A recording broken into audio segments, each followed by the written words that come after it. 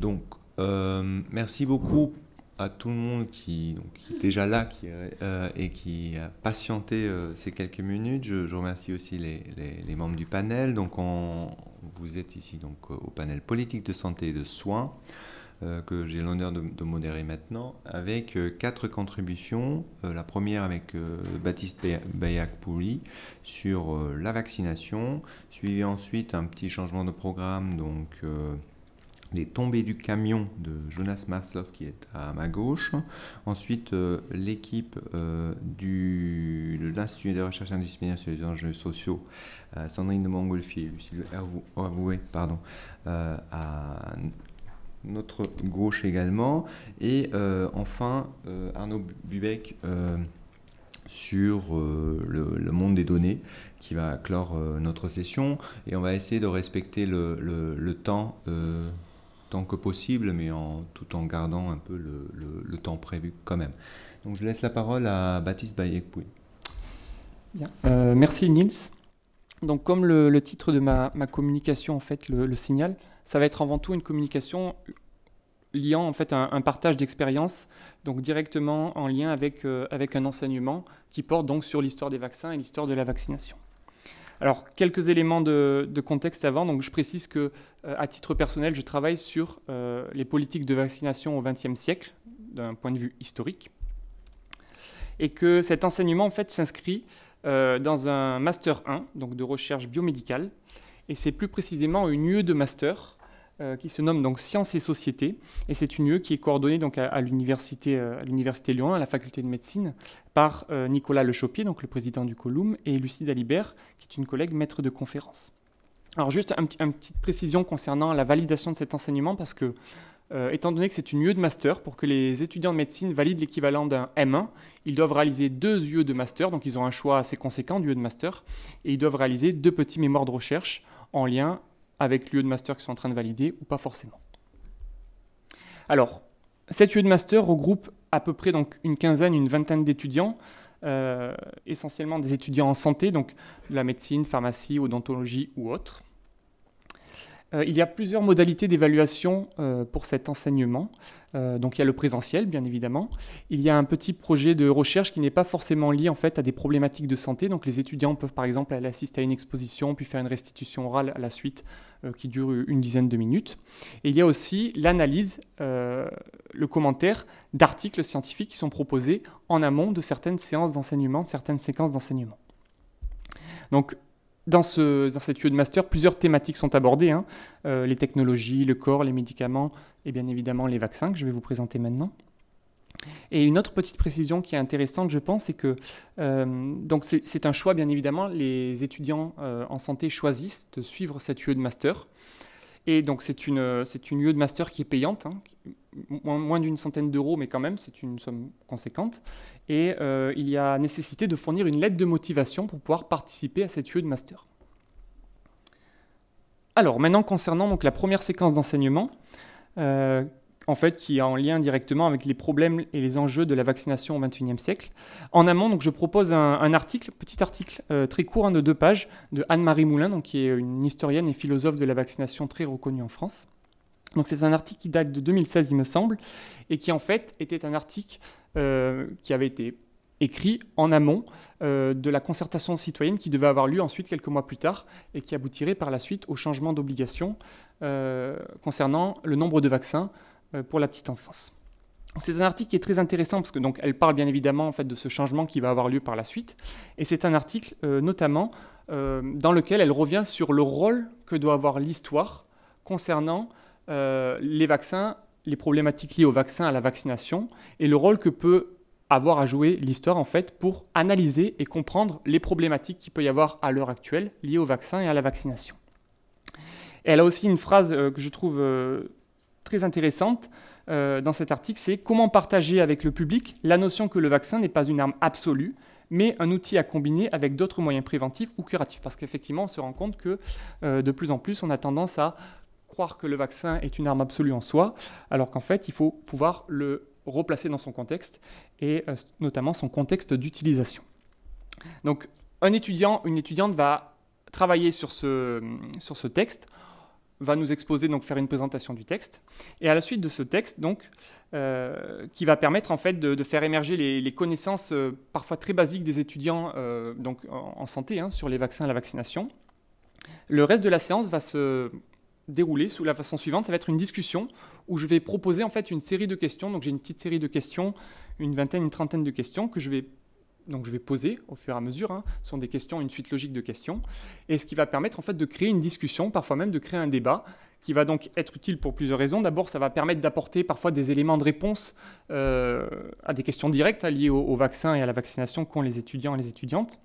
Et surtout, ça va permettre aussi parfois de déconstruire des idées reçues, de corriger ces idées reçues, notamment sur tout ce qu'on appelle les mouvements anti-vax, le coût de production des vaccins, etc. Donc voilà pour ce qu'il en est de la séquence 1 d'enseignement, donc qui est vraiment axée donc, sur les problèmes et les enjeux de la vaccination au XXIe siècle. La deuxième séquence est une séquence d'histoire des vaccins et de la vaccination. Donc là, je vous projette quelques ouvrages que j'utilise bien évidemment pour construire cette séquence d'enseignement, donc des ouvrages qui ont du poids, en tout cas dans la discipline d'histoire des vaccins et de la vaccination. Et cette séquence est un petit peu particulière parce que autant la séquence 1 était une séquence participative, entre guillemets, où les étudiants étaient là pour discuter entre eux, pour échanger concernant certaines idées, certains concepts sur les vaccins et la vaccination, autant cette séquence 2 ressemble plutôt à un cours magistral, en fait.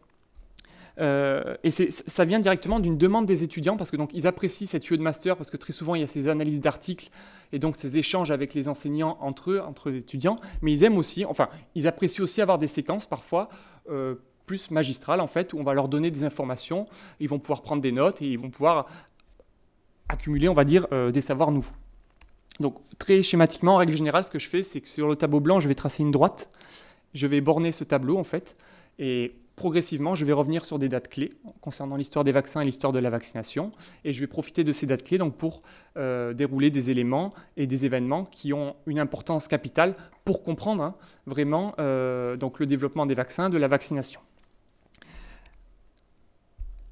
Alors, ce qui est intéressant, la façon dont j'organise cette séquence d'enseignement, moi je me focalise plutôt sur le XXe siècle, parce que ce sont bien évidemment mes problématiques de recherche, et en particulier sur la deuxième moitié du XXe siècle, qui est très intéressante, qui est très peu étudiée, qui concerne en fait ce que Stuart Bloom, donc dans Immunization, a caractérisé comme le Golden Age et le Biotechnological Age, qui sont en fait des temps qui montrent donc, de la fin des années 40 au début des années 80, en fait, des changements de problématiques et d'intérêt dans le développement et la production des vaccins. D'accord ? Je m'intéresse je passe très rapidement sur Pasteur, sur Jenner, des choses qui sont très connues au final et qui ne sont pas si intéressantes que ça. Et par contre, nous faisons le focus avec les étudiants plutôt sur la deuxième moitié du XXe siècle, qui est encore une fois très peu étudiée et qui pourtant révèle des éléments d'analyse qui sont très pertinents.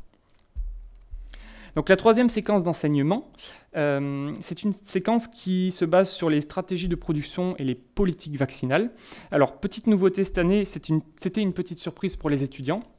Donc j'ai commencé avec, j'ai eu la chance en fait, d'avoir une personne qui a témoigné. Donc une personne qui a été potentiellement victime d'un effet indésirable lié à la vaccination. Donc je dis potentiellement parce que bien évidemment, le lien de causalité n'a pas été prouvé de façon certaine, mais disons que la temporalité, les retours qu'elle a eus par rapport aux médecins, etc. de l'époque, laissent à penser que potentiellement ça pourrait être dû au vaccin et à la vaccination. Donc j'étais un peu, un peu méfiant par rapport à cette séquence d'enseignement. Je craignais en fait les interactions qu'il allait avoir entre les étudiants et entre cette personne-là. Et il s'avère que c'est une petite intervention d'1 heure qui s'est très bien déroulée. Et je pense que ça a été très bénéfique pour les étudiants et les étudiantes puisque ça déconstruit le cliché qu'on peut avoir d'une personne qui a été confrontée en fait à un effet indésirable lié au vaccin. C'est pas une personne qui de fait va arrêter de se faire vacciner, va aller militer sur les réseaux sociaux, sur des forums, etc. C'était une personne très sincère qui a avoué avoir peur maintenant de se faire vacciner, a continué à faire ses vaccins obligatoires. On n'a pas fait à l'époque donc, les vaccins, parce qu'il n'y avait pas encore la loi de 2018, donc on n'a pas fait par contre ces vaccinations recommandées, puisque ça concernait le vaccin donc, ROR, donc rougeole, oreillon, rubéole. Mais elle disait très clairement que ses enfants, elle les ferait vacciner. Elle n'avait pas de souci par rapport à la vaccination, simplement elle avait une crainte qui peut être totalement légitime par rapport à cet accident qu'elle avait vécu. Donc ensuite, il y avait une analyse en amont d'un petit texte d'Oumit Yongan sur le vaccin à marche forcée qui revient en fait sur le cas du vaccin développé par Sanofi Pasteur contre la dengue qui a suscité quelques soucis en 2016, notamment liés aux Philippines.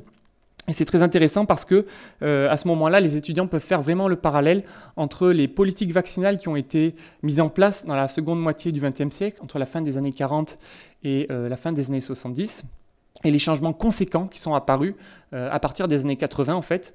Et ces changements, donc le vaccin contre la dengue s'inscrit complètement dans ces changements-là.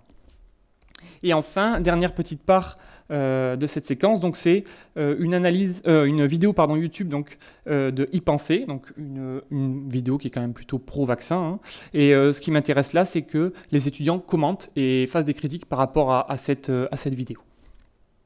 Donc la dernière séquence, séquence 4, donc c'est une séquence qui est axée sur la gestion de la santé mondiale en urgence sanitaire. Donc je commence cette séquence avec le film Contagion, donc que nous regardons ensemble du début jusqu'à la fin, qui est à mon sens un film qui est très bien, puisqu'il montre en fait, il va montrer comment est-ce qu'en cas d'urgence sanitaire, il va y avoir une gestion de crise. Et donc c'est un film qui se focalise plutôt sur la gestion de l'OMS, du CDC et d'autres acteurs comme ça, pas spécifiquement sur le processus technologique de développement du vaccin. Si il y a développement d'un vaccin pour gérer cette pandémie. Et enfin, il y a de nouveau un petit cours magistral très rapide sur notamment donc, ce qu'on appelle les Emerging Infectious Diseases, donc les maladies infectieuses émergentes, ce qui permet aussi de faire le point avec les étudiants sur les différentes maladies qui ont été recensées ces dernières années. Donc, on pense notamment au SARS, Ebola, Zika, etc. Donc, ce qui est intéressant avec ce film, donc ça fait un lien directement avec les EID, donc les Emerging Infectious Diseases, hein, puisqu'en fait, dans le film, c'est construit avec différentes EID, donc la maladie principale du film. Donc, c'est une bonne critique. En plus de ça, c'est un film qui a reçu de bonnes critiques scientifiques. Hein. De façon générale, il est plutôt bien monté, si ce n'est sur une partie de ce film. Donc, il est très intéressant à utiliser comme moyen d'enseignement. Et surtout, ça permet de mettre en évidence les limites et les perspectives de la vaccination, ce qui permet également de faire des rappels, en fait, avec les séquences 2 et les séquences 3, hein, puisque les Emerging Infectious Diseases sont des maladies pour lesquelles, pour le moment, on a, a priori, pour la plupart de ces maladies-là, pas de vaccin, d'accord ? Donc pas de moyens réels préventifs médicamenteux, d'accord ? Alors, simplement, rapidement, je n'utilise pas toujours ces mêmes articles, ces mêmes vidéos, donc j'ai un stock, un pool, on va dire, de vidéos et d'articles, hein. Donc le reportage notamment Vaccin, le virus du doute, j'ai des podcasts de la Société face aux épidémies, avec notamment l'intervention d'Anne-Marie Moulin, j'ai différentes vidéos YouTube. Voilà, donc chaque année, j'essaye de changer un petit peu afin de pouvoir obtenir des critiques et des commentaires différents de la part des étudiants et des étudiantes. Et j'ai également plusieurs petits articles en fait à proposer. À chaque fois, je fais en sorte de proposer des articles qui font 1 à 2 pages maximum. Comme ça, les étudiants n'ont pas de difficulté à rentrer dans l'article. Hein, parce que bon, parfois, quand on propose des articles beaucoup plus longs, c'est beaucoup plus complexe. Là, ce sont des articles très synthétiques qui permettent de résumer des idées très importantes liées au vaccin et à la vaccination. Alors, quelles sont les limites et les bons points en fait de cet enseignement? Donc, je vais commencer par les limites. Tout d'abord, il a une portée faible cet enseignement puisque on a donc un nombre d'étudiants très réduit, à une quinzaine, une vingtaine. C'est un enseignement de 12 heures, ce que j'ai pas précisé. Donc, c'est 4 séquences de 3 heures d'enseignement, d'accord? Donc, c'est quand même assez condensé. Et c'est discontinu parce que ces enseignements ne se font pas forcément à la suite, d'accord? Il peut y avoir 2-3 enseignements liant une autre thématique, puis on revient à la vaccination. Voilà, donc il peut y avoir ce problème de discontinuité. Donc 12 heures, bien évidemment, on s'imagine qu'au niveau des connaissances, c'est assez limité, c'est assez tronqué, d'accord ? Il faut faire avec ce qu'on a. Mais bon, on aimerait pouvoir aborder plus de sujets en lien directement avec ça, mais on est vraiment, enfin, je suis contraint du coup avec ce timing-là. Et peut-être aussi un petit reproche, donc moi je suis historien de formation, donc je fais un focus sur l'histoire, parce qu'il me semble que c'est indispensable de passer par là. Et effectivement, il manque peut-être parfois des approches plus philo ou sociaux ou anthropos liés directement à la vaccination.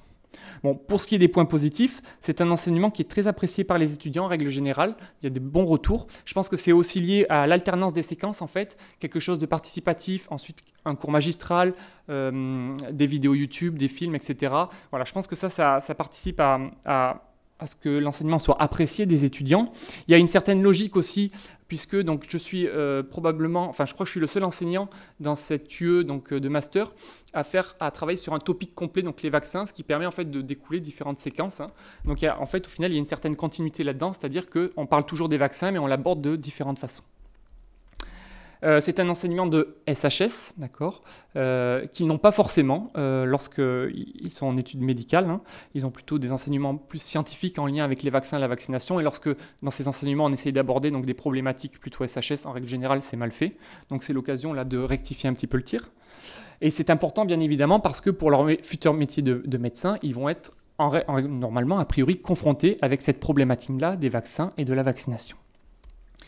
Et un point positif pour le coup, donc c'est le focus sur l'histoire, parce qu'effectivement, à l'heure actuelle, c'est assez rare d'utiliser l'histoire pour parler des problèmes liés à la vaccination. C'est plutôt dévalorisé. Par contre, il y a une somme conséquente de travaux sociologiques, anthropologiques, et pour ça, je ne peux que vous encourager à regarder en fait ces trois petits icônes que j'ai mis là, donc des travaux de recherche liés au CESTIM, donc qui est une équipe française.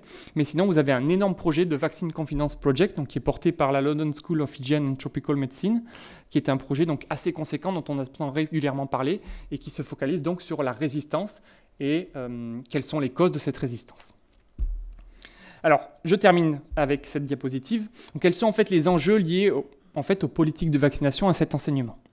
Donc, ce qui est intéressant avec cet enseignement, c'est que c'est un enseignement que je dispense également en faculté de sciences, à peu près le même nombre d'heures, d'accord, sauf que cette fois-ci j'ai 15 heures. Alors, le format est un petit peu différent parce que cette fois-ci l'enseignement est condensé en une semaine.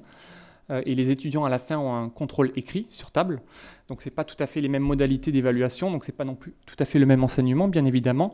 Mais voilà, cet enseignement est également dispensé en sciences, donc on peut faire des liens, on peut faire des ponts entre faculté de sciences, faculté de médecine. Et par ailleurs, cet enseignement découle également d'un projet de recherche que j'ai avec un collègue donc, qui est didacticien des questions socialement vives, donc le projet CEVAC pour controverse, enseignement et histoire de la vaccination. Et en fait, nous nous intéressons à comment est-ce que la vaccination est enseignée, et plus particulièrement en collège-lycée. Donc initialement, on avait également l'ouverture médecine, on s'est un petit peu restreint dans un premier temps, mais on a toujours l'ambition de pouvoir développer ce projet de recherche également en faculté de médecine.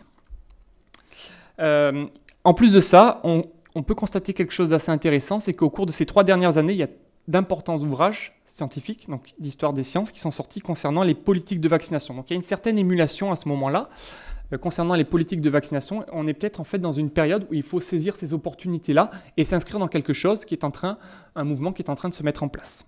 Et je termine donc parmi ces alternatives pour justement saisir le mouvement en fait qui est en place concernant les politiques de vaccination. J'ai repris donc avec une collègue professeure d'histoire des sciences espagnole, donc Maria Porras, le INVAC, donc c'est le International Network for the History of Vaccine and Vaccination, qui est donc un réseau international regroupant différentes personnes travaillant en sciences humaines et sociales sur les vaccins et la vaccination.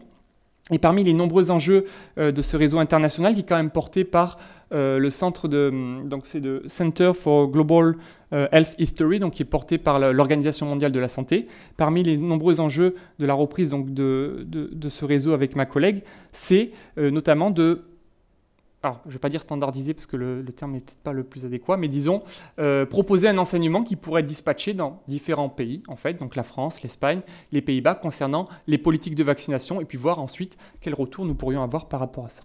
Voilà, je vous remercie de votre attention. Merci Baptiste pour cette première intervention. Donc on a le temps pour une ou deux questions, donc je vous invite... Est-ce qu'on a quelqu'un avec un micro? Sinon, il faudrait parler... Ah oui, voilà.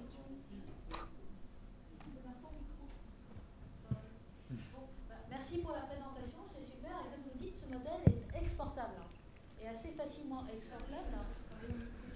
Il marche ou il ne marche pas? Vous m'avez dit que c'est un faux micro. Bon, très bien.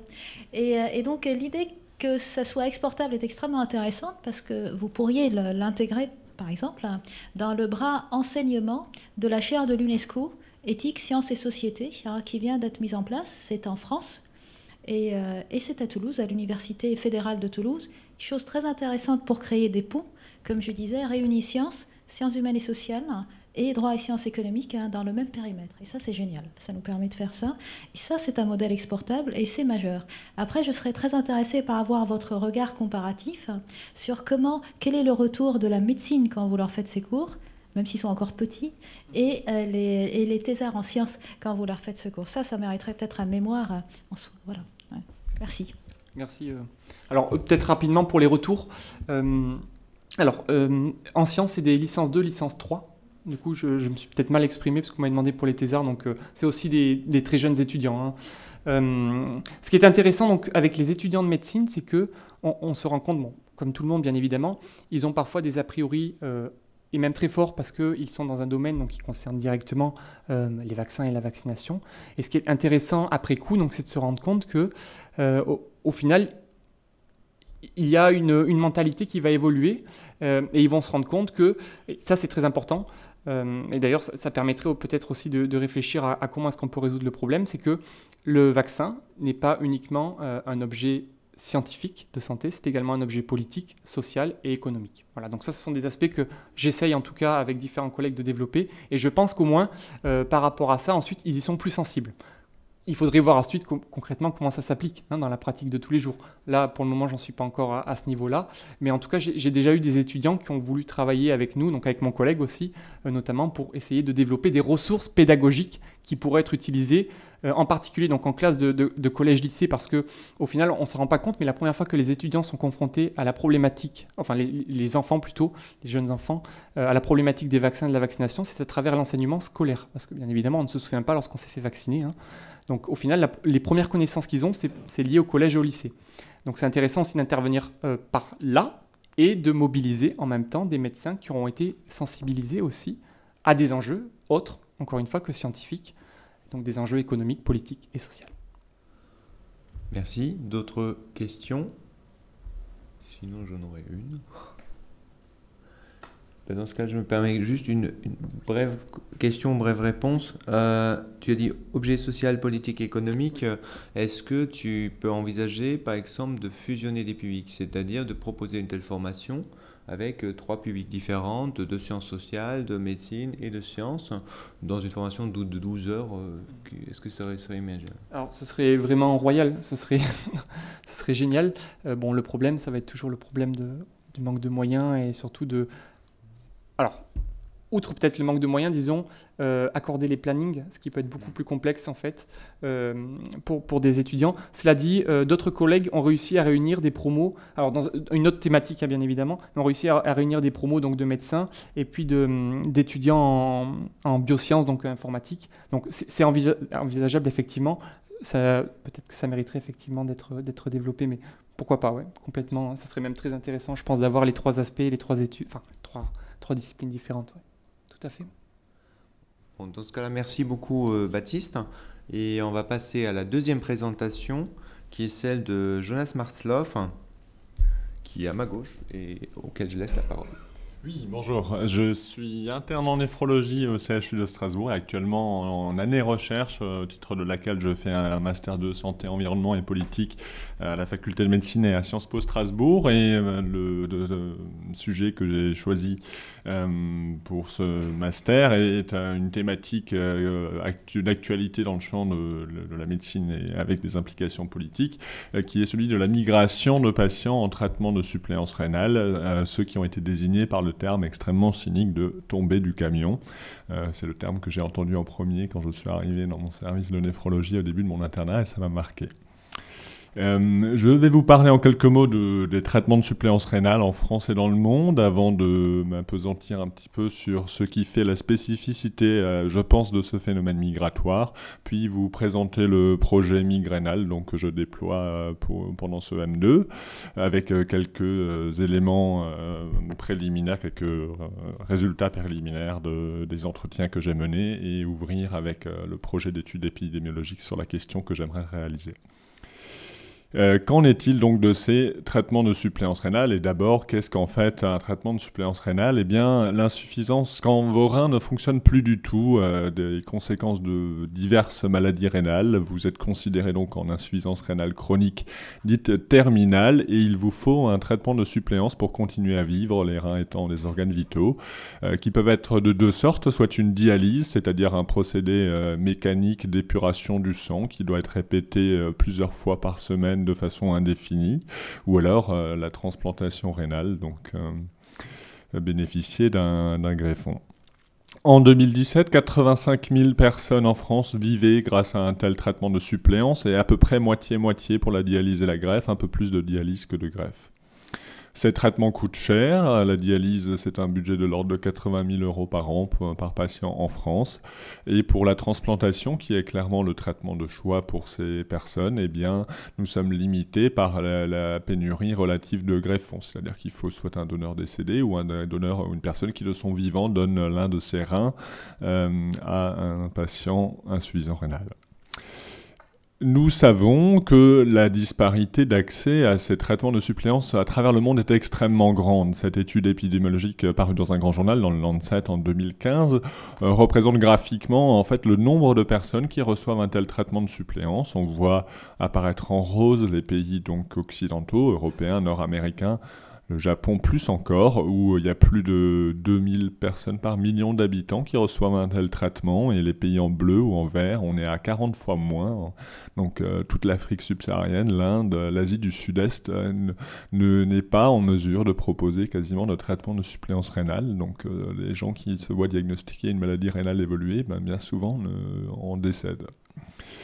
Cet autre graphique dont je m'excuse d'emblée pour la présentation, je sais que vous n'arrivez pas à lire le nom des pays qui sont listés au pied, c'est l'activité de transplantation rénale à travers le monde par pays. Donc les petits points verts, c'est l'activité totale, qu'on a décomposé en activités provenant de donneurs décédés, les barres bleues, et de donneurs vivants, les barres rouges.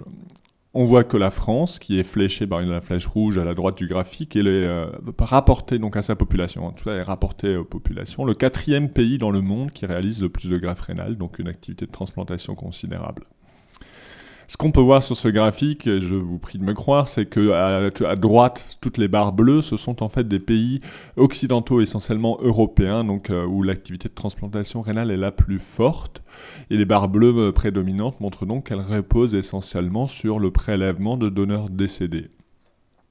À gauche du graphique, on a donc tous les autres pays du monde dans lesquels on transplante peu ou moins, et vous voyez que souvent les barres rouges sont prédominantes, c'est-à-dire que c'est essentiellement des transplantations à partir de donneurs vivants, c'est-à-dire que quelqu'un de son vivant a donné un rein ou parfois vendu un rein.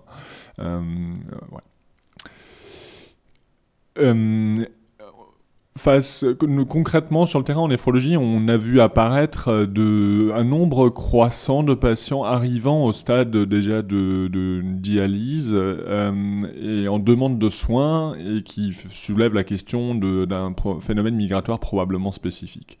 Très très localement, à Strasbourg, en 4 ans, ce sont 56 patients migrants qui requéraient une dialyse qui sont arrivés au CHU de Strasbourg, dont 31 étaient encore suivis dans la région 1 an plus tard, donc beaucoup ne sont pas restés sur place.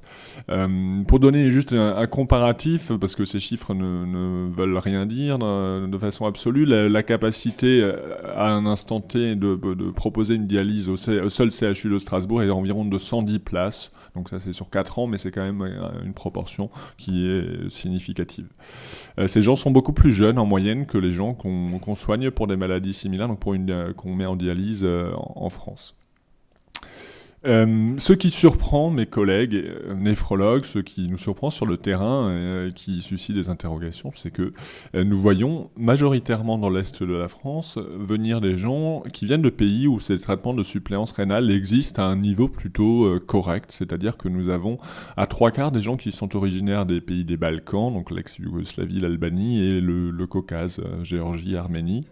Et donc se pose cette question, mais pourquoi est-ce que les gens viennent, dont on suppose qu'ils viennent pour des soins, mais qui viennent quand même de pays où en fait les soins en néphrologie existent.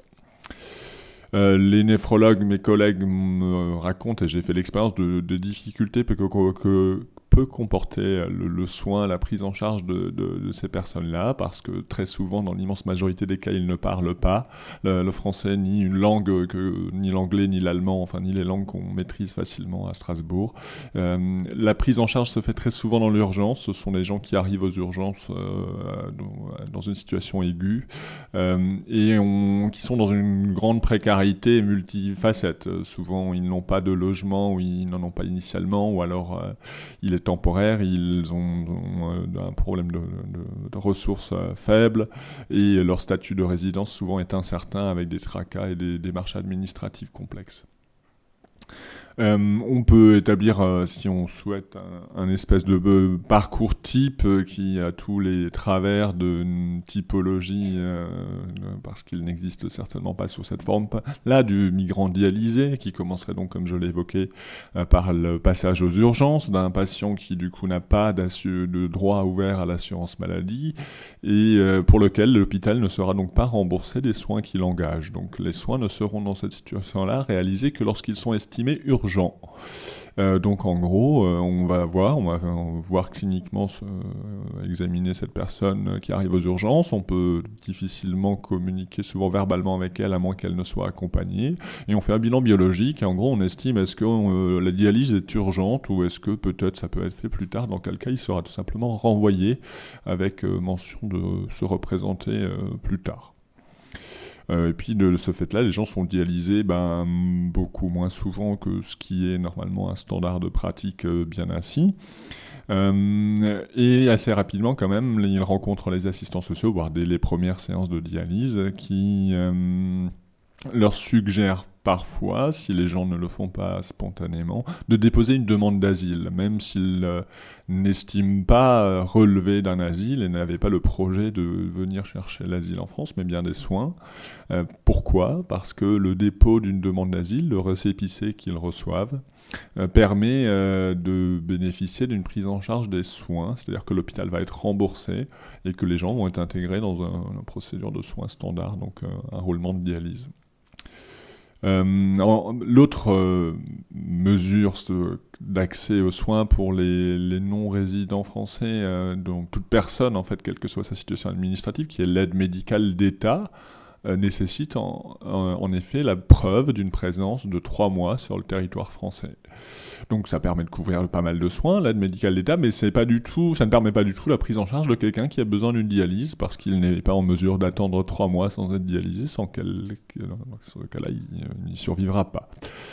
Le plus souvent, ces gens vont déposer secondairement, quoique maintenant en même temps, suite à des restrictions avec les dernières lois santé et d'immigration en 2018, une demande de titre de séjour, dite étranger malade, qui permet en fait, lorsque la personne n'a pas accès à un traitement comparable dans son pays d'origine, et que les conséquences de cette absence de traitement sont considérées d'une exceptionnelle gravité, en fait d'un titre de séjour de courte durée, en général 1 ou 2 ans, mais renouvelable en France. Et donc c'est le mode principal de régularisation de ces patients migrants que nous prenons en charge.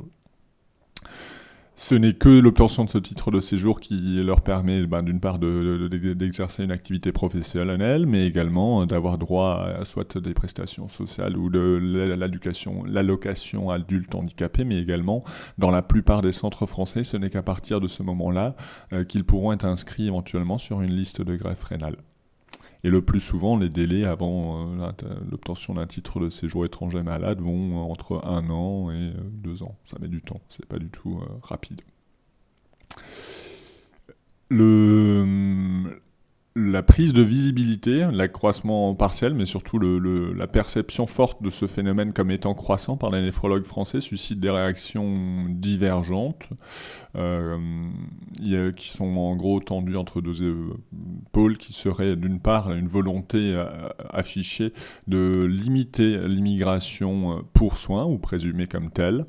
Je vous énonçais le contexte, on est face également en France à une limitation des greffons rénaux et les durées, indépendamment de ce phénomène-là, d'attente d'un rein sur la liste augmentent.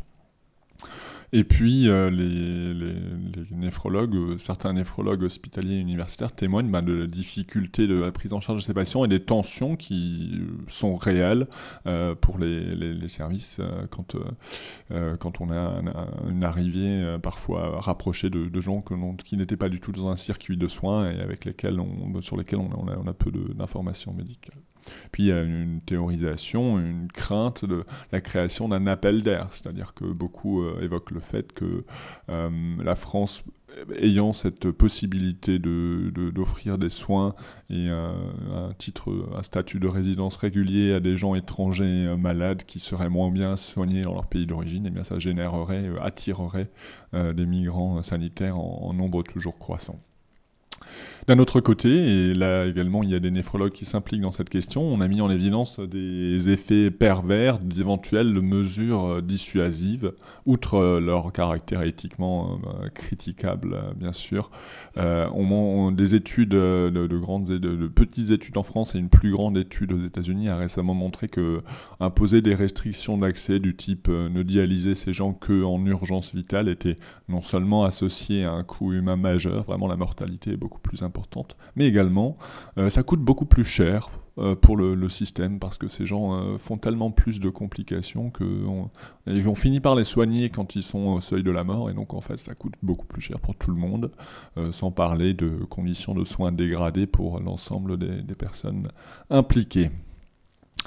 Je vais passer là-dessus. Si ce n'est dans la deuxième partie, une des questions qu'on peut se poser, c'est aussi, au-delà de ce phénomène, quelle est la surproblématisation de cette question, hein. On est dans un contexte politique où la migration est très régulièrement surproblématisée et considérée un problème de premier plan de société, ce que souvent elle n'est pas, et ne serais-je pas en train de vous dresser le même tableau, on y reviendra.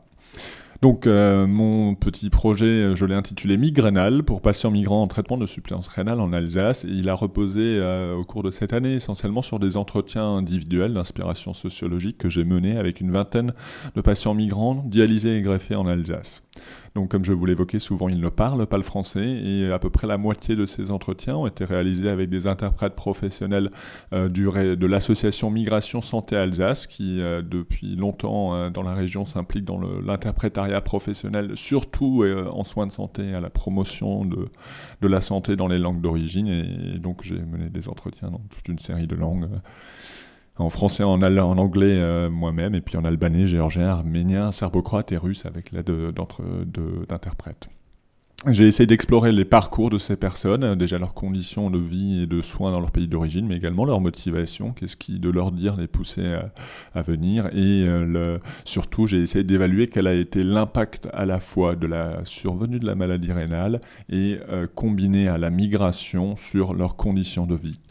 Et j'ai donc pour cela réalisé également une évaluation de leur précarité avec un score standardisé qui s'appelle EPIS. Deux résultats préliminaires sur ces entretiens. D'une part, je retrouve de façon très constante une verbalisation de soins inadéquats dans les pays d'origine, même lorsqu'ils sont considérés fournir un accès à des soins corrects. Ça peut aller de l'absence complète de structure de soins en néphrologie, comme on le voyait en introduction en Afrique subsaharienne, souvent il n'y a pas de structure néphrologique. J'ai ainsi eu l'histoire de cette dame congolaise d'une 40aine d'années qui en fait fuyait son pays pour des raisons de refuge, et dont l'insuffisance rénale a été découverte en France. Parfois, les structures sanitaires sont adaptées, mais elles sont gangrénées par la corruption. C'est le cas, par exemple, de l'histoire que j'ai recueillie sur le Kosovo, de cet homme de 42 ans qui a été dialysé et de ce fait dans l'incapacité de travailler. Les soins sont théoriquement publics et gratuits, mais de fait, pour être soigné, ne serait-ce que pour être vu par un médecin, vous devez en permanence payer des dessous de table, et ce, pour à peu près tous les soins, même la délivrance de médicaments que l'État a déjà payés. Donc ces gens se retrouvent dans une impasse. Pardon. Il y en a également une verbalisation d'une défiance forte vis-à-vis de l'incapacité des systèmes de santé dans certains pays comme la Géorgie à prendre en charge correctement les individus. Comme ce jeune homme qui est venu lorsqu'il avait 18 ans, qui m'a dit très clairement, mon néphrologue m'a dit, tu es jeune, tu ferais mieux d'aller en France, ce serait mieux pour toi. Le second élément marquant dans ces entretiens, c'est que la migration est à l'origine, ou en tout cas est fortement associée d'un déclassement social et professionnel, c'est-à-dire que leur situation, à part pour les soins, où effectivement ils témoignent de soins plutôt adéquats en France, s'est largement dégradée du fait de la migration. J'ai ici résumé l'histoire d'une dame géorgienne qui était directrice d'agence bancaire en Géorgie, qui disait être très aisée et bien vivre, être dans une situation sociale et professionnelle plus que confortable, et des suites d'une maladie rénale qui n'a pas été diagnostiquée dans une clinique privée alors qu'elle était en gros bénéficiait de la meilleure prise en charge possible en Géorgie, a fait le choix d'aller en France, où elle a d'abord été à Paris, puis en Suisse d'où elle a été expulsée. Elle vit maintenant près de Mulhouse, où elle est hébergée à titre gracieux par une famille, elle n'a aucun revenu et elle est dans une situation donc extrêmement précaire.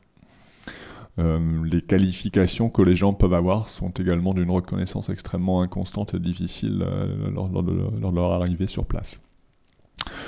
Bon, eh bien, c'est une autre, je crois qu'il faut que je termine, mais ces histoires se multiplient. D'autres éléments, bon, j'ai été surpris de trouver peu de verbalisation de discrimination vécue en France, du moins de leur dire. Donc est-ce qu'elles n'existent pas, est-ce qu'elles sont invisibilisées, ou est-ce que les gens ne souhaitent pas me les présenter? Je n'ai pas la réponse. L'autre élément marquant, c'est que les politiques de non-accueil ou le prolongement des démarches administratives a un impact très très fort sur l'avenir de ces gens-là et leur possibilité de sortir je dirais, de la plus grande pauvreté et de la précarité. Un mot pour finir, la suite de ce projet, c'est de faire un deuxième volet qui, lui, serait épidémiologique, et je souhaite donc rétrospectivement recueillir en fait, l'information sur les patients qui auraient été migrants sur 10 années à l'échelle de l'Alsace. Apparier ça avec les données d'un registre de néphrologie qui nous dit un petit peu ce qu'il advient de ces gens quand ils sont en dialyse, pour essayer de répondre à la question si, du fait de la grande précarité de ces patients, ils ont une moindre survie en dialyse. Est-ce que leur pronostic est pire parce qu'ils sont précaires, et quel est leur accès à la greffe? Est-ce que leur statut de migrant fait qu'ils ont beaucoup plus de difficultés ou pas à accéder à une transplantation rénale en France? Voilà, je vous remercie.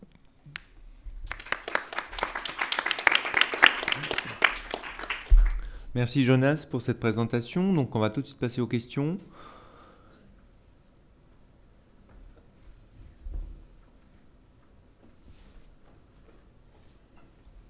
Merci beaucoup. J'aurais juste aimé poser la question pour te permettre de faire un petit commentaire sur ce qui est apparu très brièvement sur la dernière diapo.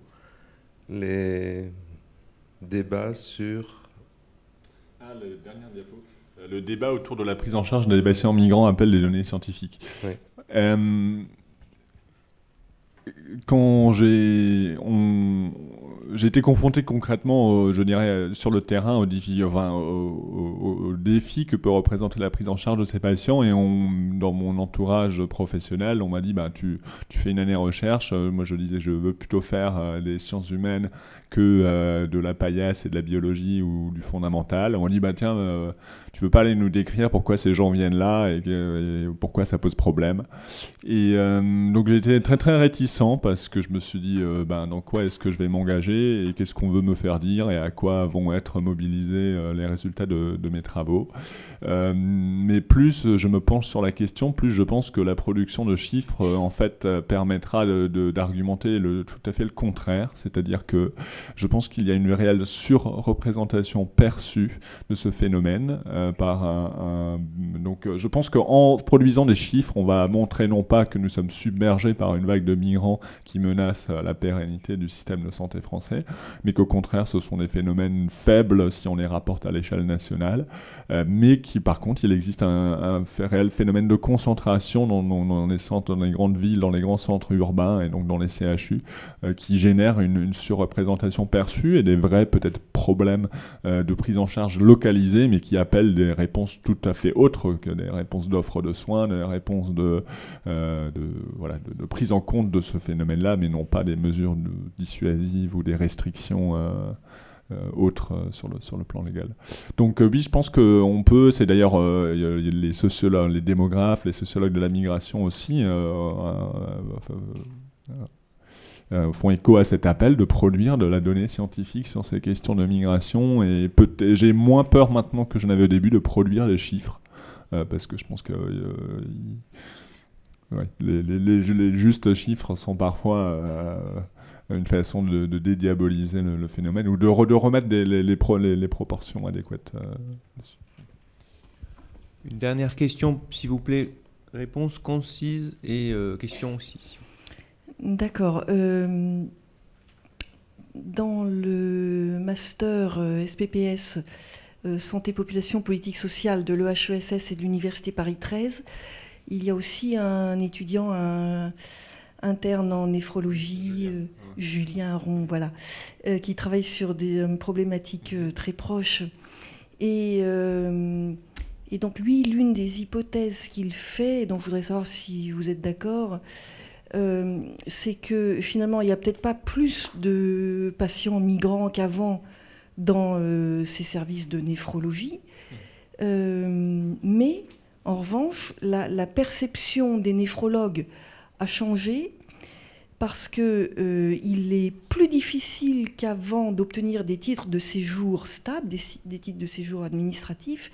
Et donc, en fait, ça rejoint aussi une idée de Didier Fassin, hein, c'est que c'est la politique migratoire française qui crée de la précarité et donc qui fait apparaître comme patients migrants sans papier des personnes qui étaient présentes dans le même nombre en France, mais qui avaient auparavant des titres de séjour stables. Donc, ils n'apparaissaient pas comme patients migrants. Est-ce que vous êtes d'accord avec cette interprétation ? Partiellement. Je pense que c'est vrai, les politiques, on assiste à une restriction des politiques migratoires depuis 3 ou 4 décennies. En France, très clairement, tous les quelques ans est votée une nouvelle loi immigration, et elles ont toutes pour effet de multiplier les obstacles globalement à l'obtention d'un titre de séjour durable. Également, les modes ont changé. Peut-être qu'il existe un véritable report de gens qui auparavant obtenaient des titres de séjour plus durables, et soit pour de l'asile, donc un refuge, ou pour des raisons familiales ou professionnelles, qu'ils n'obtiennent plus. Et pour ceux qui, par ailleurs, se trouvent avoir une maladie grave, ils peuvent plus facilement, entre guillemets, peut-être obtenir un titre de séjour étranger malade. C'est-à-dire que je pense qu'il y a peut-être une part de report des titres de séjour qui avant étaient, pour une autre raison, qui deviennent des étrangers malades. Donc effectivement, l'argument de la santé et la maladie devient parfois l'ultime recours peut-être pour obtenir un statut régulier en fait en France. Donc oui, ça c'est juste, ça génère de la précarité, je pense que c'est juste aussi. Pour autant, je pense que c'est faux de dire qu'il n'y a pas de phénomène propre et qu'il n'y ait pas d'augmentation numérique. Effectivement, ça a existé déjà de longue date, mais quand on fait des recueils chiffrés, je pense que ce qui éveille un petit peu l'attention, c'est qu'il s'agit là véritablement, et on le retrouve dans les entretiens, d'une migration pour soins, ce qui est rare. Ce qui est rare sur l'ensemble des flux migratoires, ça représente presque rien, et effectivement, on est en train de parler d'un phénomène qui est très très minoritaire à l'échelle des phénomènes migratoires en France et en Europe, donc on parle de quelques centaines, peut-être des milliers de personnes, sachant que la France donne chaque année 250 000 titres de séjour pour d'autres raisons, donc on est sur une goutte d'eau. Mais il y a une certaine spécificité quand même, oui. Je ne pense pas qu'on puisse dire que ce phénomène a existé dans cette forme-là et avec les mêmes déterminants auparavant.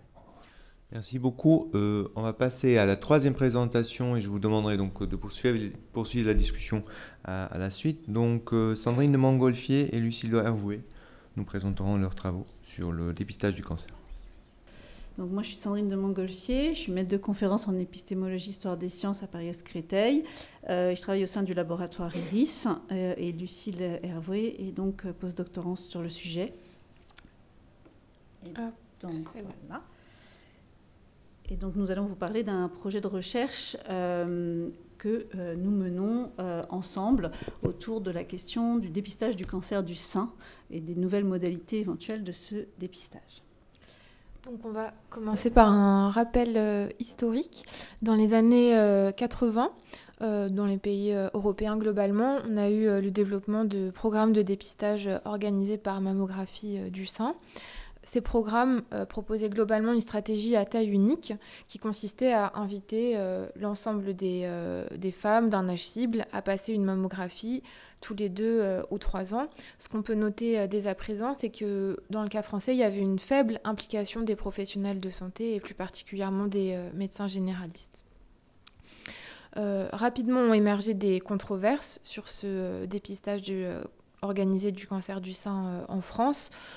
Pour différentes raisons, on peut citer des débats sur la pertinence, l'efficacité, le risque de surdiagnostic et de surtraitement, la question du libre choix des femmes et aussi les démarches marketing associées au programme avec la notion de pinkwashing. Pour répondre, entre autres, à ces controverses, la ministre de la Santé a, en 2016, décidé d'organiser une consultation citoyenne et professionnelle en mobilisant, on va le voir tout à l'heure, différents acteurs et notamment des acteurs des SHS. Et à la suite de cette concertation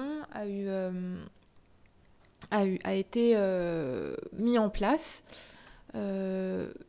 une étude clinique de dépistage stratifié qui s'appelle MyPEPS. Et donc l'objectif de notre communication, c'est de questionner le rôle des SHS, qui sont les acteurs des SHS, quelles méthodes ils utilisent et quels enjeux ils identifient au cours de ces 3 temps, donc la controverse, la concertation, puis l'étude clinique qu'on présentera plus précisément dans un dernier temps.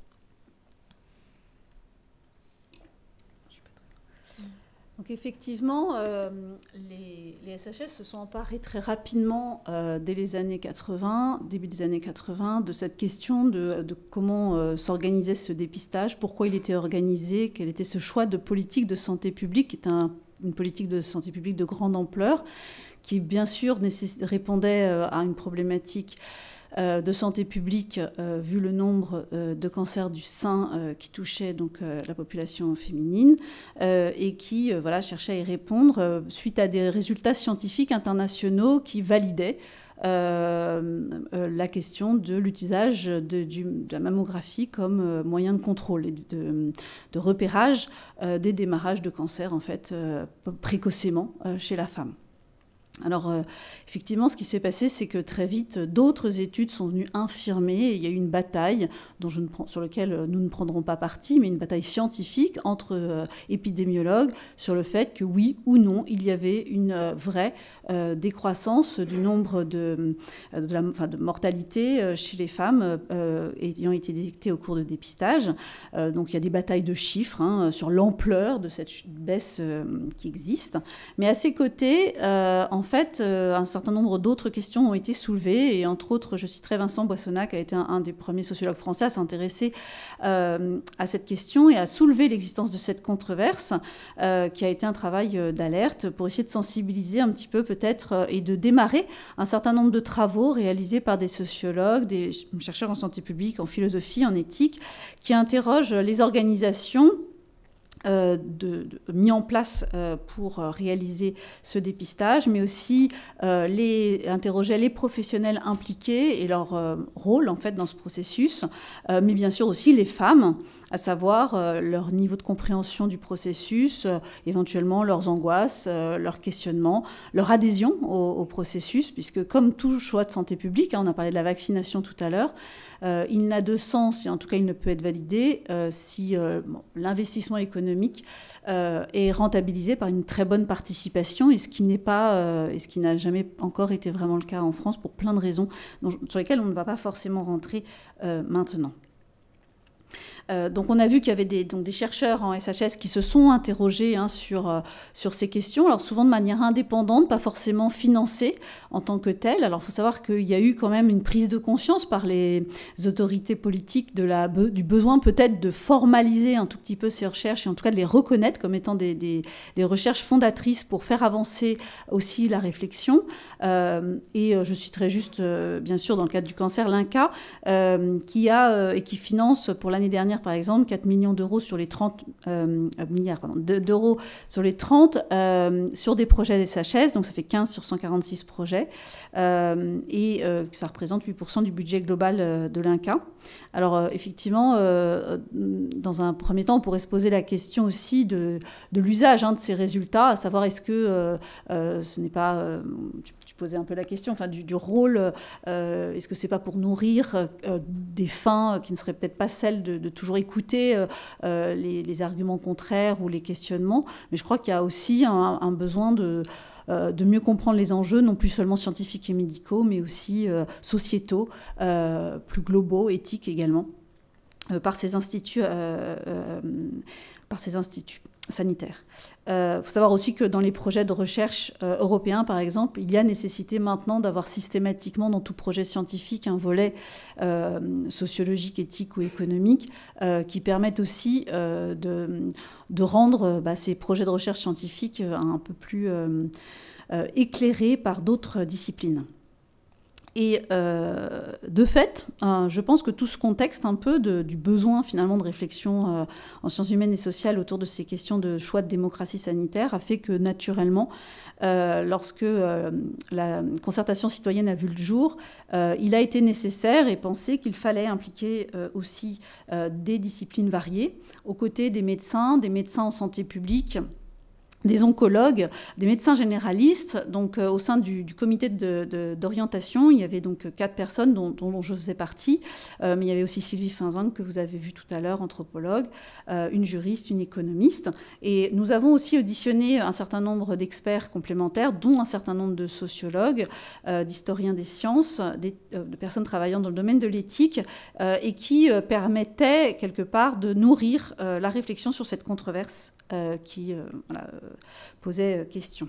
Alors, les propositions de la concertation citoyenne a fait émerger plusieurs points, et j'en retiendrai 3 que je voulais discuter rapidement, qui était celui du besoin des femmes de réintégrer peut-être un contact direct avec un médecin ou un professionnel, en tout cas de la prévention, puisque dans le système, on vous a dit dès le départ que c'est un système dans lequel il n'y avait pas de médecin en fait rencontré, sauf s'il y a un problème. Donc en gros, elles allaient dans le cabinet de radiologie, elles recevaient une invitation, elles allaient au cabinet de radiologie, c'est toujours le cas aujourd'hui, et n'avaient pas forcément de contact direct avec un professionnel de santé, sauf s'il y avait un problème. Et quelque part, le besoin peut-être de discuter, de mieux comprendre les enjeux, et d'avoir une consultation de prévention. Et qui intégrerait aussi les différents dépistages, puisqu'aujourd'hui, en cancer en tout cas, on a 3 dépistages qui existent. Et l'idée, c'était peut-être de mieux comprendre les interfaces entre tout cela, et voir aussi s'il n'y avait pas des actions qu'elles pouvaient mener pour prévenir aussi ces cancers. Il y avait aussi le besoin d'une information plus complète et effectivement des supports qui permettraient d'aider ces femmes à savoir si elles souhaitaient ou non participer et de les aider à aussi mieux comprendre la nécessité d'adhérer, si elles adhéraient au processus de manière régulière ou si elles n'adhéraient pas, d'avoir des arguments forts pour ne pas hésiter à chaque fois de savoir si elles y allaient ou si elles n'y allaient pas et pourquoi. Et puis... suite à plusieurs conférences qu'elles ont eues et qu'elles ont demandées, il y a eu aussi cette notion de se dire qu'elles n'étaient peut-être pas toutes pareilles, que toutes les femmes à 50 ans n'étaient pas identiques, et qu'il fallait peut-être penser aussi quelque chose de différent pour limiter justement ces mammographies qui pouvaient porter tort si on faisait du surdiagnostic, et que peut-être il était nécessaire d'affiner un peu plus, d'individualiser ce dépistage, avec éventuellement des femmes aussi qui sont à sur-risque et pour qui le dépistage tous les 2 ans était peut-être pas suffisant et empêchait peut-être de découvrir ces cancers dits de l'intervalle qui apparaissent entre 2 mammographies. Alors le choix politique a été posé dans l'année qui a suivi avec des améliorations de l'information. C'est pas encore idéal, mais il y a des travaux, je dirais que les structures ont avancé sur comment informer, des sites internet d'information. Il n'y a pas encore d'outils d'aide à la décision, alors que c'est un support qui maintenant est utilisé internationalement parlant dans plusieurs pays. Et puis il y a cette consultation qui a été proposée à 25 ans et à 50 ans de prévention. Elle a été proposée, elle est réfléchie en ce moment par le milieu médical, savoir est-ce qu'elle va être mise en place ou pas, mais d'avoir cet espace dédié à la prévention qui permettrait un petit peu de discuter de ces points-là. Et puis en parallèle, j'avais été contactée suite à cette participation dans cette concertation, mais aussi à des travaux de recherche que je menais sur les dépistages génétiques, par une oncologue française qui souhaitait mettre en place un essai clinique pour valider scientifiquement qu'il était possible d'imaginer un dépistage individualisé plus ciblé, basé sur l'analyse des risques des femmes, mais pour lequel il fallait prouver qu'il y avait au moins quelque chose d'équivalent en termes de résultats par rapport aux mammographies actuelles, voire un meilleur résultat en termes de baisse de mortalité et baisse de découverte de cancer de type 2. Alors, ce projet, je vous le présente ici rapidement. C'est un projet européen. Donc, comme je vous ai dit au départ, comme c'est un projet européen, il faut un volet SHS.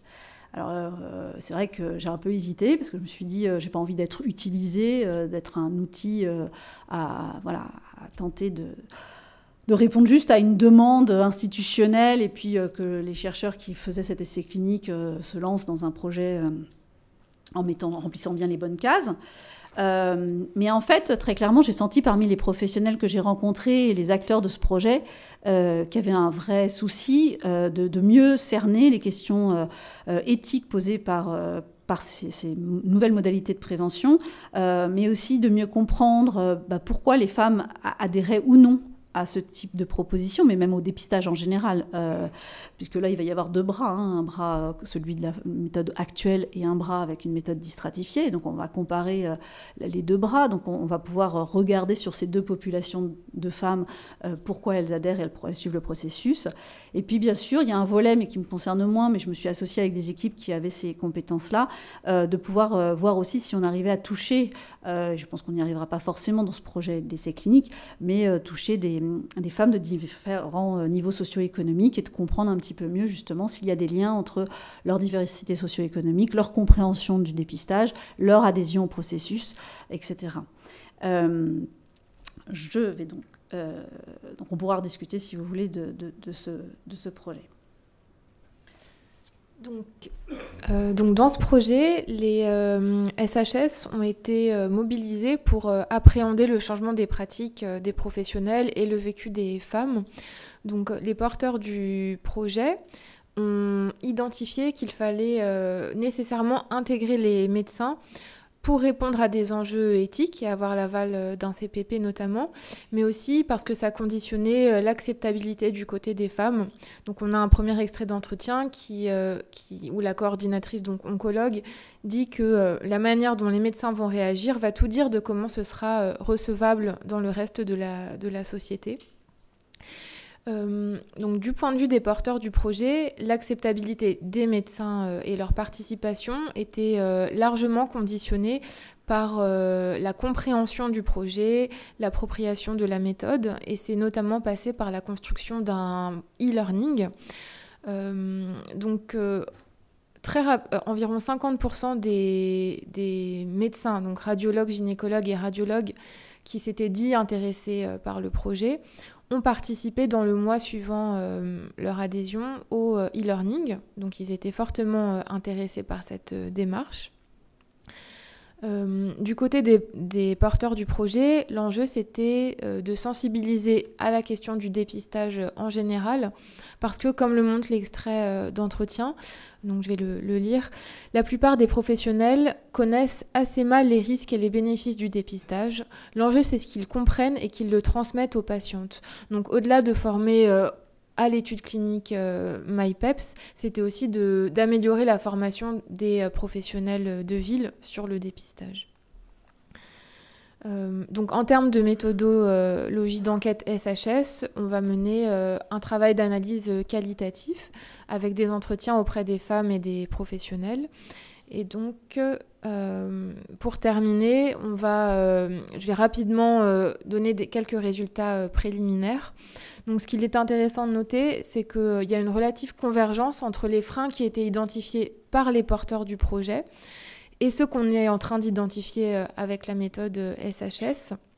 Principalement, donc, ce projet, il questionne le rapport des médecins à la recherche et à leurs besoins de formation. Donc les freins identifiés par les porteurs du projet sont davantage basés sur la pratique individuelle des médecins, le temps, le manque de rémunération pour participer, leur appétence pour participer à un projet de recherche. Et là, on note que les porteurs du projet ont l'idée selon laquelle les médecins de ville, si je résume le verbatim, ont une appétence plus faible qu'à l'hôpital pour la recherche. Du côté de nos travaux en SHS, les freins qu'on identifie sont davantage relationnels et organisationnels. Et principalement, on a vu qu'il y avait la perception d'un risque concernant la relation avec les patientes et les correspondants de ville. Donc là, en quelques mots, les médecins ont peur, ceux qu'on a interrogés, ont peur de ne pas savoir comment exprimer un niveau de risque à une patiente, de ne pas savoir prendre en charge la dimension psychologique de l'accompagnement lorsqu'on annonce un niveau de risque. Et dans cette perspective, ils témoignent d'un manque de formation à la gestion de la relation, mais aussi à toute la dimension technique, parce qu'il y a un test salivaire, par exemple. Pour conclure, donc les acteurs SHS dans ce projet sont des acteurs clés dans le questionnement, tant pour décrire. Donc il y aura une partie quantitative qu'on n'a pas du tout décrit là maintenant, mais qui nous permettra de mieux appréhender comment les femmes réagissent. Mais il y a donc aussi ces enquêtes qualitatives qui vont nous aider à mieux les décrire. Et je pense que là, il y a un vrai rôle et une vraie attente finalement des porteurs du projet d'avoir ces descriptions et ces présentations du contexte.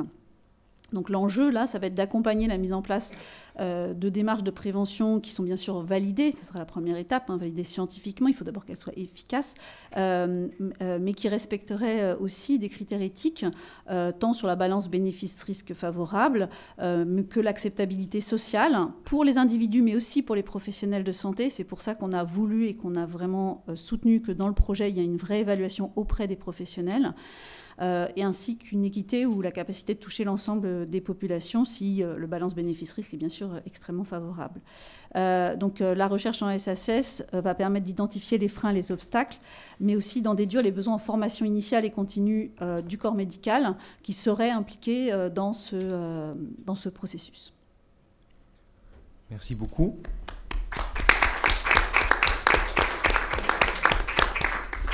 Merci beaucoup pour cette présentation. Donc, est-ce qu'il y a des questions ?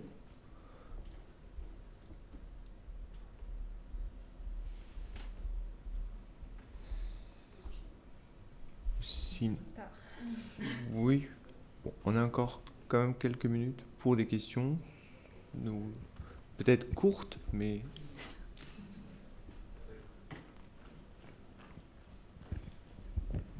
Oui, la controverse scientifique, elle continue d'exister dans la littérature internationale sur cette question. Et dans la mesure où rien n'est stabilisé, est-ce que vous avez l'impression que l'agitation, au moins entre spécialistes du cancer du sein et épidémiologistes au niveau international, est-ce que ça perturbe ce processus de recherche ou dans quelle mesure ça interfère? Alors, vous avez tout à fait raison, hein, ça continue, c'est encore présent. Alors, les groupes de scientifiques qui critiquent les résultats sont toujours les mêmes quand même, hein, ils ressortent des papiers, c'est assez systématiquement les mêmes. Donc, en fait, finalement, la controverse est toujours nourrie, et ça reste... voilà. Alors, par contre, ce qui est intéressant, ce qui m'a interrogé, c'est que dans le projet MyPeps est le seul projet... en fait, il y a 2 projets internationaux d'essais cliniques de grosse ampleur. Hein, c'est 85 000 femmes sur 8 ans. Enfin, il y a 8 ans avec possibilité de poursuivre après sur 10 et 15 ans pour suivre dans les registres justement la mortalité. Mais vous voyez bien que c'est la seule façon de pouvoir démontrer qu'éventuellement cette proposition serait supérieure à l'autre. Mais ce que je n'ai pas compris, je reviens d'un colloque, le colloque Envision en Autriche, où il y avait toutes les personnes qui travaillent dans ces domaines-là, dans tous les scientifiques. Et ce qui était assez intéressant, c'est que certaines personnes avaient beau penser qu'effectivement, il faut des essais cliniques pour avancer, pour prouver et pour justement taire ces controverses. Parce qu'il n'y a qu'en prouvant sur des grandes échelles de population un bénéfice éventuel en population qu'on pourra avancer et dire que oui, ça a un intérêt ou ça n'en a pas. Et que certains avaient l'air de dire non mais il faut qu'on aille plus vite, il faut qu'on lance le processus et là j'avais envie de dire mais vous avez rien compris parce que si vous lancez trop vite un dépistage personnalisé, on risque de se retrouver dans les mêmes critiques qui est que ça n'a pas été prouvé comme étant un effet bénéfique. Or je pense que cet essai-là qui pourtant je pense voilà, est financé, va démarrer, enfin voilà risque d'être squeezé quand même par de la pratique qui va arriver demain, enfin, qui arrive déjà chez vous là en France, qui arrive dans les cabinets médicaux, donc d'évaluation des risques qui n'aura pas été validé scientifiquement. Donc je pense que la controverse n'est pas terminée encore. Merci. J'aurais juste une dernière question. Moi, il existe des associations, ça fait un peu suite à la question de Jean-Christophe, et des associations comme, par exemple, Cancer Rose. Oui, et c'est eux. Et est-ce que ces personnes-là, est-ce qu'ils ont été intégrés? Est-ce qu'il y avait des tentatives ou des réflexions de les intégrer? Alors, ils ont intégré dans la concertation citoyenne. Donc, dans la concertation citoyenne, ils ont bien sûr été intégrés complètement, puisqu'ils sont venus parler aux femmes au même titre que tous les autres acteurs en fait, du processus. Dans le cadre de l'essai clinique, proprement dit, non, ils n'ont pas été intégrés. C'est des vrais opposants hein, au processus de dépistage en tant que tel, avec des raisons tout à fait légitimes. En revanche, on a beaucoup d'associations de patients qui ont intégré hein, le processus MyPeps, à qui ont été testés les documents, etc. Alors, Cancer Rose a bien sûr participé assez vite à écrire des messages en disant « mais non ». Parce qu'en fait, ce que Cancer Rose dit, et ils ont peut-être raison, c'est que l'idéal aurait été de faire un vrai essai clinique contre des femmes qui ne seraient pas suivies en dépistage. Sauf que ça, c'est inacceptable, éthiquement parlant, dans notre pays, parce que comme on a accepté et démontré, avec des chiffres qui sont effectivement en débat, mais comme on a accepté le fait que c'était bon, le fait de faire un dépistage tous les 2 ans, on ne peut pas proposer un groupe de femmes qui n'auraient pas. Alors, les 85 000 femmes, là, c'est sur 5 pays, hein, c'est un essai international. De la même manière, dans tous ces autres pays, il n'était pas possible d'imaginer faire contre un groupe de femmes qui ne voulaient pas se faire dépister pendant aussi longtemps. Donc, c'est ça le problème. Merci beaucoup. Donc, on passe à la 4e présentation d'Arnaud Bubec, qui est à ma droite. Bonjour à tous, donc je m'appelle Arnaud Bubec, je suis doctorant en sciences politiques au laboratoire SAGE à Strasbourg et je vais vous présenter une réflexion sur la façon d'argumenter dans un monde chiffré dans le domaine médical en réfléchissant aux apports de la science politique et plus généralement des SHS, aux réflexions sur les transformations du domaine de la santé. Alors les transformations qui sont à l'œuvre actuellement dans le domaine de la santé, on peut dire qu'il y a une forme d'homogénéisation du type de rationalité qui est pris en compte dans le milieu médical. Ce type de rationalité, finalement, il se base essentiellement sur des arguments objectifs et qui sont mis en nombre. Donc, c'est des arguments chiffrés. On a, par exemple, dans la médecine qui est fondée sur les preuves, donc l'evidence-based medicine, qui s'impose de plus en plus comme étant le mode de réflexion prioritaire et privilégié en médecine. Et au niveau de l'administration, par exemple de l'hôpital, etc., on a tout un tas de réformes qui mettent en place de nouvelles méthodes de management qui sont basées sur des critères de performance, sur des évaluations chiffrées et sur toute une série d'indicateurs. Donc on a ce type de rationalité qui s'impose de plus en plus, et on peut se demander que faire face à ça, quels sont les instruments que la SHS nous met à disposition pour proposer éventuellement une alternative et une critique. Alors je vais me baser sur 2 exemples. Le premier, c'est le sport santé, qui est donc le thème de ma thèse de doctorat. Voilà. Et un ensemble de discours, en fait, qui sont les discours de rationalité budgétaire, qui s'imposent de plus en plus dans le débat public, et plus généralement dans l'administration, les acteurs politiques, et aussi les soignants. Alors, ma réflexion, en fait, elle va s'articuler en 3 temps. Dans un premier temps, je vais montrer à quel point c'est important, face à ces discours objectifs, d'essayer de les recontextualiser. C'est-à-dire, un discours d'objectivité, il prend toujours place dans un certain contexte, et on peut l'analyser en tant que tel. Et ça permet un petit peu de relativiser les effets du discours.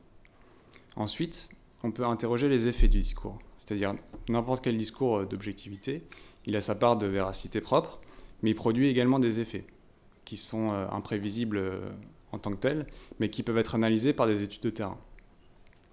Ensuite, le 3e temps, ça va être de proposer une alternative.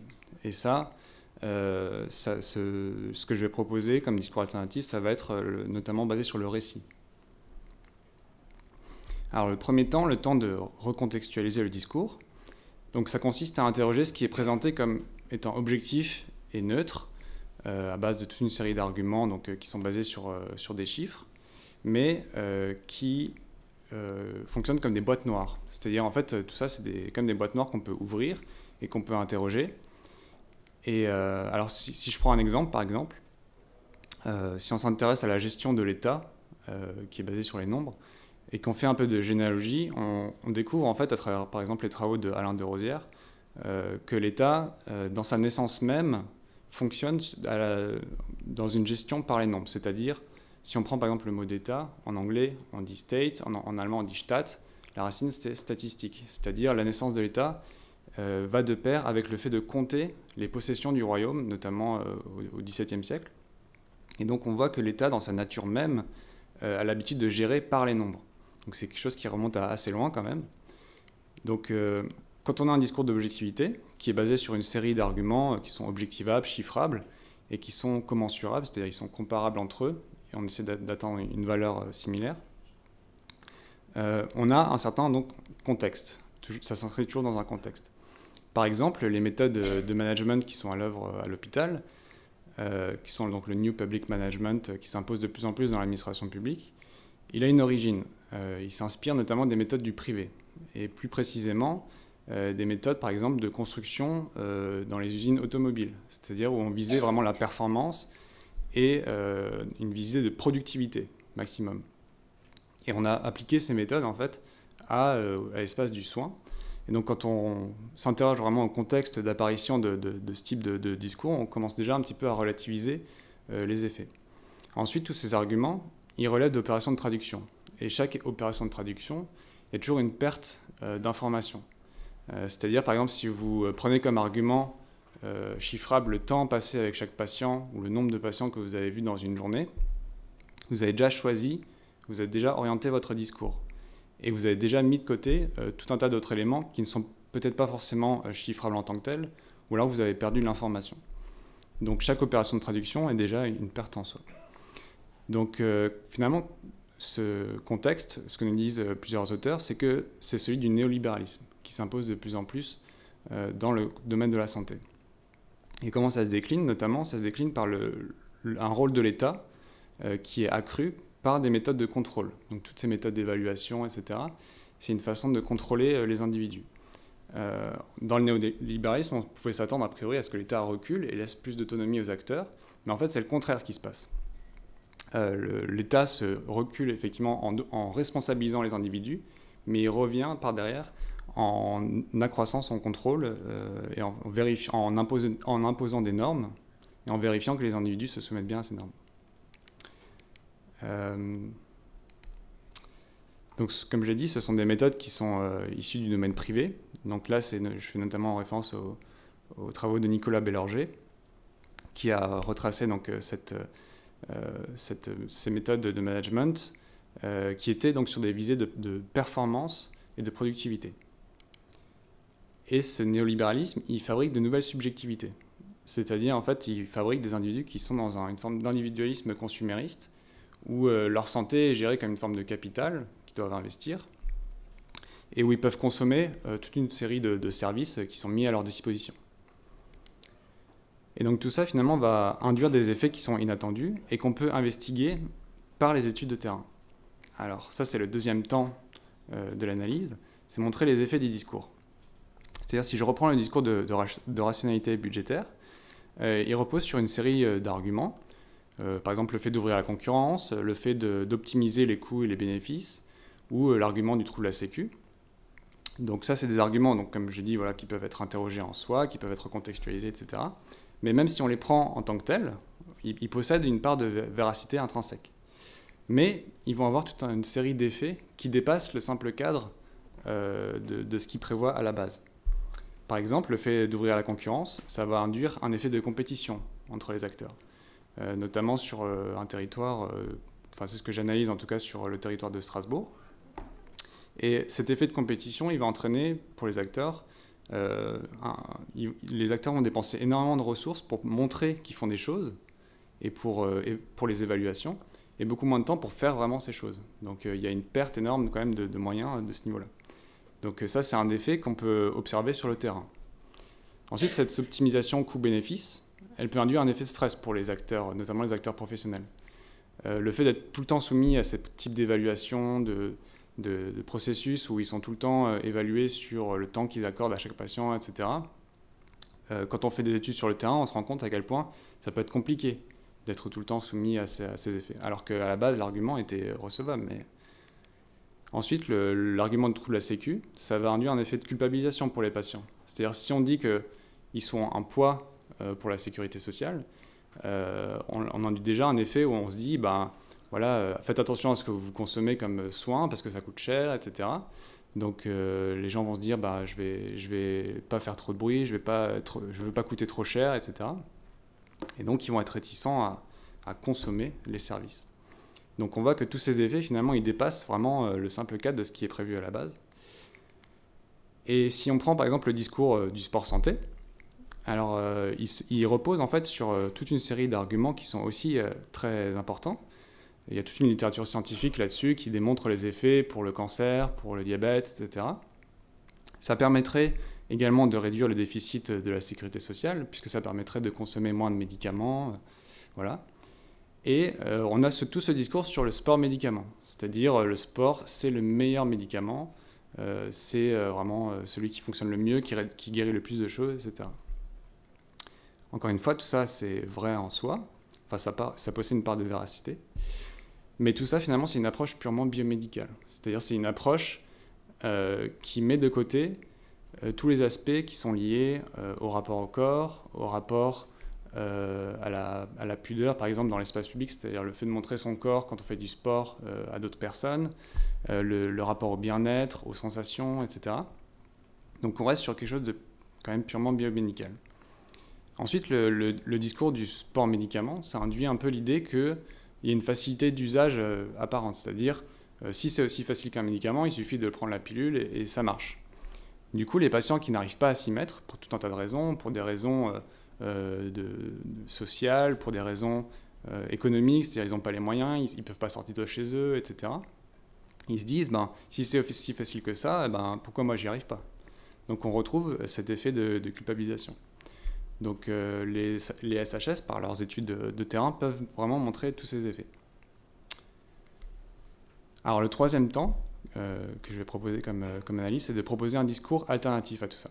Alors si je reprends un petit peu, l'alternative est nécessaire puisque les méthodes qui sont fondées donc, sur des arguments objectifs et chiffrables ne peuvent pas tout capturer. Il y a tout un tas de choses qui ne passent pas par cette analyse et les effets dépassent toujours le cas de ce qui est prévu. Donc notamment ce qui ne peut pas être capturé, c'est tout ce qui relève de la singularité de chaque parcours, de chaque individu. de la subjectivité des patients et de la recherche et de la construction de sens. Et cette alternative, elle peut être trouvée dans l'étude du récit des patients. C'est ce que je vais vous présenter maintenant. Donc si on reprend le cas de la médecine fondée sur les preuves, elle est basée sur une recherche d'objectivité et de représentativité statistique. Et elle nous apprend tout un tas de choses vraiment essentielles sur la maladie, sur les normes statistiques, sur les populations. Et tout ça, c'est des connaissances qui sont tout à fait valables, mais qui sont incomplètes, d'une certaine façon. Il y a, à côté de ça, la médecine fondée sur le récit. Pour la médecine fondée sur les preuves, c'est l'evidence-based medicine. La médecine fondée sur le récit, c'est la narrative-based medicine, qui se développe de plus en plus, et qui est basée sur la recherche de subjectivité et de la singularité de chaque vécu. Et le récit, en fait, offre aussi des connaissances. Notamment, il permet de replacer le sujet dans une identité sociale. C'est-à-dire que dans le récit des patients vont apparaître toutes les figures qui importent pour la personne et tout son espace social. C'est-à-dire va apparaître la famille, va apparaître le contexte professionnel, etc. Donc déjà, ça replace le sujet dans une identité plus globale. Le récit permet aux patients de mettre du sens sur le vécu avec la maladie. Et ça, c'est un aspect tout à fait essentiel aussi, parce que parfois, avec le langage un peu techniciste que les médecins acquièrent avec le BM, avec la médecine fondée sur les preuves, parfois les patients ont du mal à mettre du sens sur la maladie. Parce qu'on, par exemple, dans le diabète, on leur parle d'hémoglobine glyquée, on leur parle de HbA1c, enfin, des termes assez techniques, et eux, ils n'arrivent pas à s'approprier la chose. Donc le récit permet de remettre du vécu là-dessus. Et le récit permet aussi de comprendre les normes des individus. Alors ça, c'est la fameuse distinction de Canguilhem entre les normes d'un point de vue statistique et les normes pour les individus. C'est-à-dire ce qui est normal, Canguilhem disait, ce qui est normal pour le coureur de fond ne l'est pas pour le sprinter. Et pour ce qui concerne les normes des individus, c'est toujours l'individu lui-même qu'il faut se référer. C'est-à-dire qu'il faut l'interroger sur qu'est-ce que lui considère comme étant normal. Alors si on reprend ces deux médecines, on peut voir en fait qu'elles peuvent s'articuler ensemble. C'est-à-dire par exemple si on prend un critère comme l'observance, qui est plutôt soluble dans la médecine fondée sur les preuves, puisque c'est objectivable, c'est chiffrable, on peut mesurer si les patients prennent bien ou non leur traitement, et qu'on fait un détour par le récit, on comprend mieux pourquoi certains patients ne sont pas dans l'observance. C'est-à-dire, par exemple, ils ont d'autres priorités dans la vie, ils nous disent, ben voilà, moi j'ai mon fils qui est malade, c'est ça qui me préoccupe en ce moment, etc. Donc on comprend pourquoi l'observance parfois n'est pas la priorité des patients. Et donc, parce qu'en fait dans l'observance, il y a de grosses variations selon les patients, et parfois on ne comprend pas, si on prend juste des études statistiques, etc., pourquoi ils ne sont pas observants. Et le récit permet de comprendre tout un tas de choses. Alors, je vais me dépêcher un petit peu. Donc on peut se demander à partir de quoi on fonde une politique publique. Dans le cas du sport santé, on reste quand même essentiellement sur la médecine fondée sur les preuves, donc c'est très difficile de sortir de cette approche biomédicale de la maladie et des patients, etc. Et d'articuler un petit peu les deux aspects. Bon, on peut fonder aussi une recherche, une pratique de soins aussi, où peut-être que, enfin, à condition évidemment d'avoir les circonstances qui s'y prêtent, parce que le récit demande du temps, demande de l'écoute, etc. Voilà. Mais bon, ce sont deux approches complémentaires. Ouais, je me dépêche. Donc finalement, le récit, il est aussi vecteur de connaissances sur l'individu, sur ses valeurs propres, sur ce qu'il considère comme étant important, sur son environnement et son inscription sociale. Alors, il y a notamment une étude qui a été faite sur des patients londoniens qui étaient victimes d'un AVC, et on a divisé en deux catégories, donc des catégories plutôt ouvrières et des catégories moyennes supérieures. Et les catégories moyennes supérieures considéraient l'AVC comme étant quelque chose de fondamental dans leur vie, comme étant une vraie rupture biographique, et ils mettaient toutes leurs ressources disponibles pour se recouvrir de cet accident. Pour les patients ouvriers, c'était complètement différent. Dans le récit, l'AVC n'apparaissait pas du tout comme étant quelque chose d'important. C'était un problème parmi tout un tas d'autres, en fait, dans une vie qui était jalonnée d'énormément de souffrances. Et en fait, ils considéraient que voilà, l'AVC, c'était quasiment normal dans un parcours. Et ils ne mettaient pas du tout d'énergie à recouvrir de ce qui s'était passé. Et donc on avait une différence flagrante dans le récit entre deux catégories sociales. Et donc le récit permet de mieux comprendre tout ça. Bon, après l'arrêt, j'ai pas trop le temps de développer. La maladie aussi permet d'avoir des connaissances par analogie, notamment par l'usage de la métaphore. Il en a été question dans les panels en fait, hier et aujourd'hui sur l'usage du récit dans le soin. Il permet aussi de mieux comprendre le temps vécu avec la maladie. C'est-à-dire, notamment dans le diabète, en fait, le récit permet de mettre une chronologie sur une série d'événements. Et ça, pour le patient, c'est aussi essentiel. C'est Paul Ricoeur qui développe cette idée dans Temps et récit. Voilà. Donc, en conclusion, d'un côté, il y a les arguments objectivables, chiffrables, EBM. On peut les remettre dans un certain contexte. On peut analyser leurs effets. Et il y a cet autre aspect de la singularité. Peut-être qu'on est allé un peu trop loin d'un côté pendant quelques années, et il s'agirait peut-être de retrouver une forme d'équilibre dans les politiques publiques, dans les pratiques de santé. Voilà, merci. Merci beaucoup. Merci beaucoup. Est-ce qu'il y a des questions? Oui, Alexis.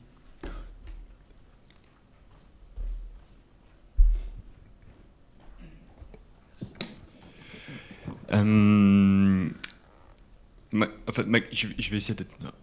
Donc ma question, elle est, si on considère que la médecine basée sur les récits vient dire ce que la médecine basée sur les preuves ne peut pas dire, et comme si elle venait dire ce que la médecine des preuves finalement laisse en reste, et si on resitue la médecine basée sur les preuves dans la généalogie que vous avez replacée là, c'est-à-dire notamment une manière renouvelée en fait de gouverner les corps quoi, et les hommes, moi je vois un danger assez criant dans ce que vous nous présentez là, c'est que la médecine basée sur les récits finalement ne vient que compléter et va permettre effectivement, encore une fois je reprends votre comment dirais-je, votre cadre d'analyse. Est-ce que le danger c'est pas du coup qu'elle vienne aussi servir ces modes de contrôle renouvelés, et justement par le fait qu'elle vient capter quelque chose que la médecine sur les preuves ne vient pas capter.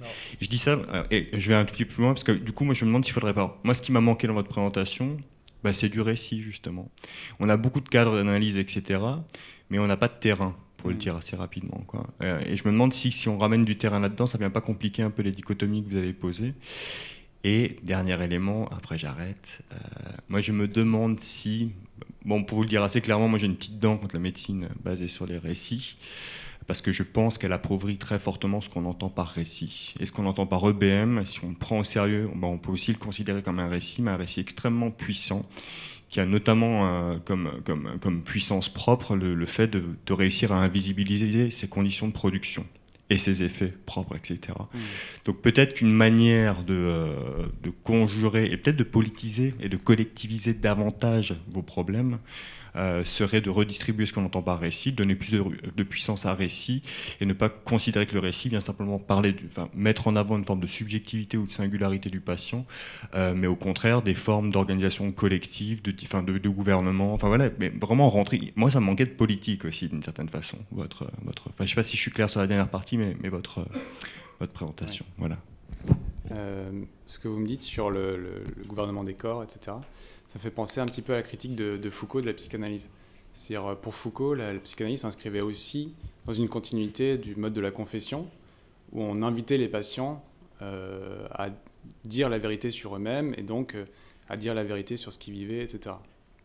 Et la critique de Foucault sur la psychanalyse, finalement, elle est recevable, mais on peut toujours s'interroger sur le rôle réel de la psychanalyse dans la société. Et est-ce que le récit est dans cette continuité-là aussi, c'est-à-dire de la confession religieuse, puis la psychanalyse, puis maintenant on invite les gens à mettre du récit sur eux-mêmes pour aussi être dans ce processus de vérité, mais dans une vérité qui doit être dite collectivement, etc., et de l'aveu de la chair, etc.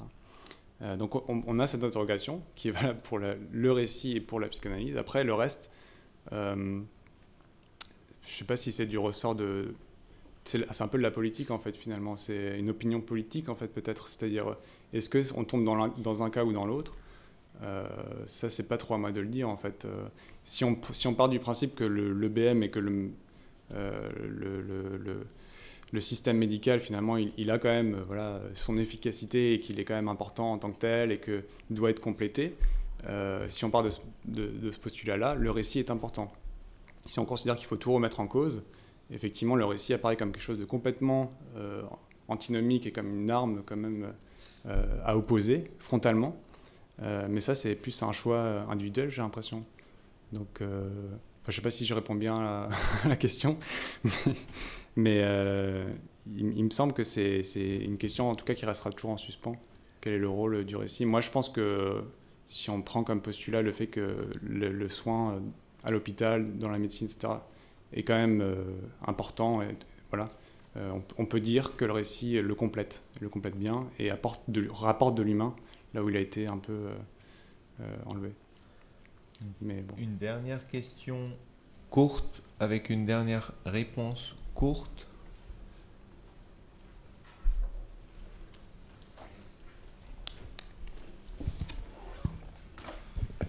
Je vais reposer la même question qu'Alexis, mais je vais la formuler autrement.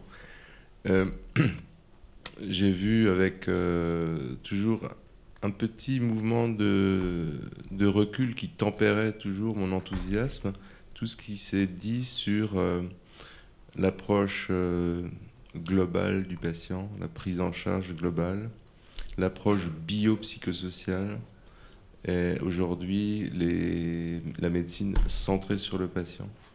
C'est comme si on l'entourait tellement bien que plus rien n'échappait à une capture sous quelque forme qu'elle soit.